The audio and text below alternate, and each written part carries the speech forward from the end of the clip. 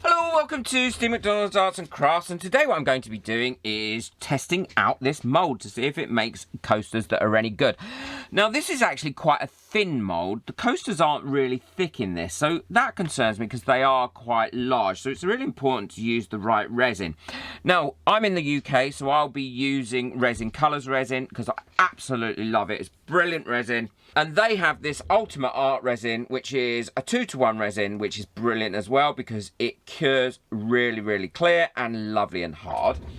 But if you're not in the UK and you want to get hold of a really good resin, then my top recommendation, and for price, quality and level of use, is the Iridescent epoxy resin as well. And this is readily available. I will leave links to both of these in the descriptions below, so don't worry, you can get hold of them fairly easily. I've got all my resin mixed up and I've used the Iridescent mica powders in here.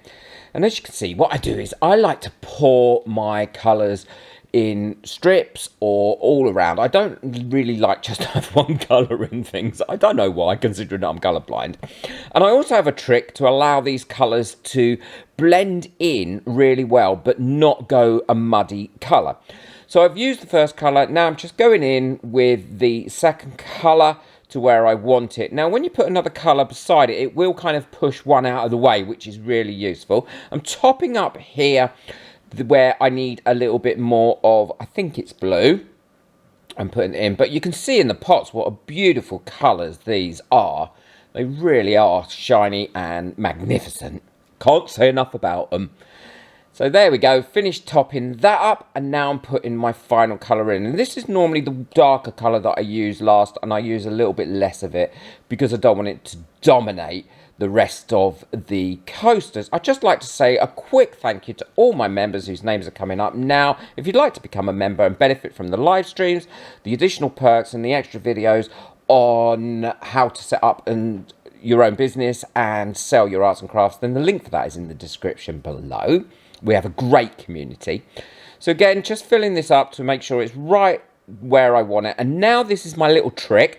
I always pour in a little bit of clear resin into the colours, and I find this really does help to keep them separated rather than turning into a different colour or a muddy colour.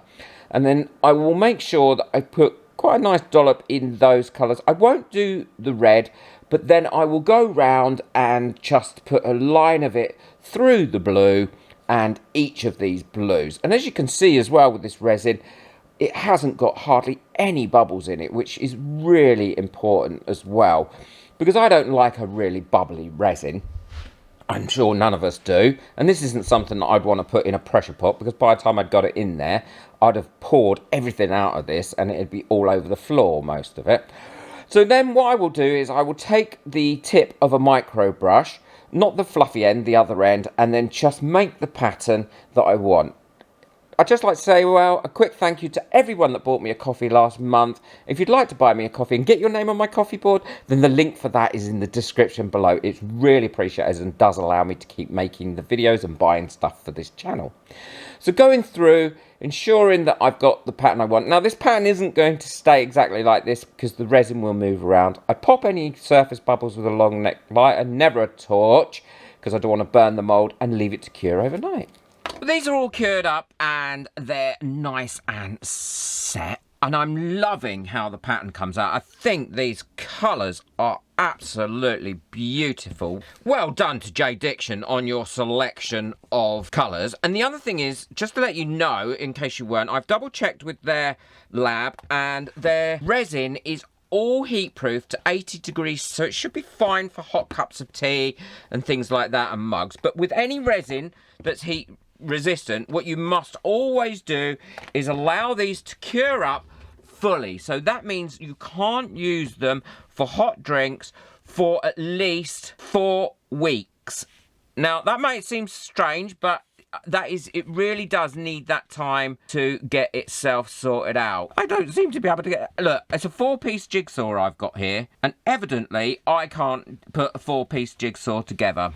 Which is not unbelievable, really, isn't it? It's just, I can't put a 4-piece jigsaw together. So I'm really pleased how they've come out. I think they look great. It just goes to show that getting the right mica powders can really make a difference to your work. There are a lot of cheap mica powders out there, and there is quite a nice range of colours. I absolutely adore these. Let me know what you think of them in the comments. I will link everything that I've used today, including the J-Diction powders, the J-Diction epoxy resin, in the description below. And there is currently, for the next month, a 10% discount if you use the code that's in my description below. Take care, enjoy your resin, bye.